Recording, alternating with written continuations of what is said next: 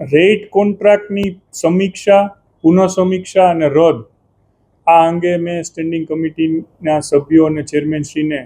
એક અનુરોધ કરેલો હતો કે આની પુનઃ સમીક્ષા થવી જોઈએ. જે અન્વયે સ્ટેન્ડિંગ કમિટી દ્વારા એવું ઠરાવવામાં આવી રહ્યું છે, જેની એમણે મને માહિતી ચેરમેનશ્રીએ આપી છે કે જે કોઈ રેટ કોન્ટ્રાક્ટ હાલ અસ્તિત્વમાં છે એ બધા જ રેટ કોન્ટ્રાક્ટની સમીક્ષા પુનઃ કરવામાં આવશે અને જ્યાં સુધી પુનઃ સમીક્ષા કરી અને રીટેન્ડરની પ્રક્રિયા જેમાં જરૂર લાગે છે તે બધામાં કરવામાં આવશે, એટલે કે રેટ કોન્ટ્રાક્ટ રદ કરવામાં આવશે અને રીટેન્ડર થશે. અને જ્યાં સુધી રેટ કોન્ટ્રાક્ટ વિદ્યમાન છે, એટલે કે આ પ્રક્રિયા પૂર્ણ નથી થતી, ત્યાં સુધી એક સ્પેશિયલ ટેન્ડર કોર્પોરેશન તુરંત જ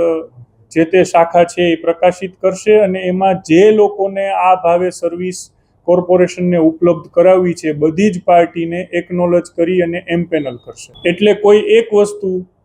જે ભાવે મળે છે, કોઈને એમ લાગે છે કે આ ભાવ સસ્તો છે કે મોંઘો છે, તો એ ભાવે જેટલા વેન્ડર કોર્પોરેશનમાં અરજી કરશે એ બધાને સ્વીકારી એમની અરજી અને એમને એમ્પેનલમેન્ટના, એનો ટેકનિકલ વર્ડ એમ્પેનલમેન્ટ છે, એ કરવામાં આવશે અને એ ઉપલબ્ધ હવેથી પછી એ બધા પાસેથી યોગ્ય પસંદગીના આધારે સર્વિસ લેવામાં આવશે. અને જેમાં પણ નાના મોટા પણ ભાવમાં એમ લાગે છે કે આ કંઈક વધારે દેવાઈ ગયા છે, એમાં કોઈ કાયદાકીય પ્રક્રિયાનો વિચાર પણ કર્યા વિના અમે આ ટેન્ડરને રીટેન્ડર કરવાના છીએ. સ્ટેન્ડિંગ કમિટીના ચેરમેનશ્રીએ જે મને માહિતી આપી એ મુજબ આમાં નિયત ટેન્ડરની પ્રક્રિયા ફોલો કરવામાં ન હતી, એટલા માટે નામંજૂર કર્યું છે. જે રેટ કોન્ટ્રાક્ટ છે એ ભાવે એમ્પેનલમેન્ટ કરવામાં આવશે, એટલે આ ભાવે કોઈ બીજાને પણ આ સર્વિસ ઉપલબ્ધ કરાવવાની હોય તો કોર્પોરેશન ટેન્ડર પ્રકાશિત કરીને 1 અઠવાડિયાના સમયમાં એ બધી એપ્લિકેશનો મંગાવશે અને જે ભાવમાં અતિશયોક્તિ લાગે છે એ દરમિયાન એની રીટેન્ડરની પ્રક્રિયા થઈ જશે અને રીટેન્ડરની પ્રક્રિયા દરમિયાન જે વિદ્યમાન ટેન્ડરવાળા છે એ બધા અસ્તિત્વમાં રહેશે અને નવા જે કોઈ સર્વિસીસવાળા આવશે એને અમે જોડી દઈશું. ટેકનિકલ અને નોન ટેકનિકલ બધા જ રેટ કોન્ટ્રાક્ટને આવરી લેવામાં આવ્યા છે. રેટ કોન્ટ્રાક્ટ એક લીગલ પ્રક્રિયા છે, એનું પણ ટેન્ડર કરવામાં આવ્યું હોય અને ટેન્ડરમાં જે લોકો એપ્લાય થયા હોય એ લોએસ્ટ જે હોય એનું મંજૂર કરવામાં આવ્યું હોય, એટલે ચૂકવાઈ ગયેલી પ્રક્રિયા એ કાયદાકીય પ્રક્રિયાને અનુસરીને કરેલી પ્રક્રિયા જ છે, એટલે એમાં કશું કરી શકાય એવું નથી.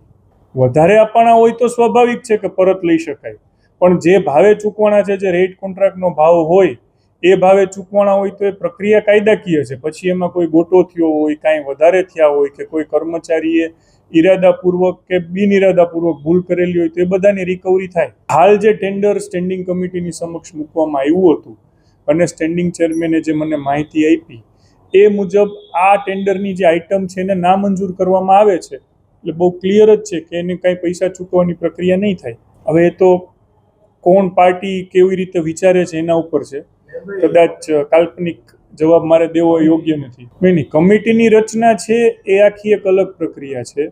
અને આ આઇટમ જે આવી છે એમાં ટેન્ડર પ્રક્રિયા નથી કરવામાં આવી. આઇટમમાં સ્પષ્ટ લખ્યું છે કે પ્રક્રિયા અનુસાર જે ટેન્ડરની પ્રક્રિયા કરવાની હોય એ સમયની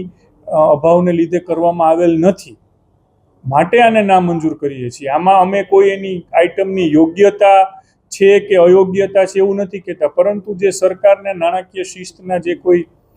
ગાઈડલાઇન્સ છે એ ગાઈડલાઇન મુજબની આઇટમ નથી, માટે નામંજૂર કરી. જો રેટ કોન્ટ્રાક્ટના જે ભાવ આવે છે એના ઉપર અમારી સ્ટેન્ડિંગ કમિટીના ચેરમેનશ્રીની અધ્યક્ષતામાં સ્ટેન્ડિંગના સભ્યો જેને કહેવાય કે ગહનતાથી વિચારણા કરશે અને વિચારણાના અંતે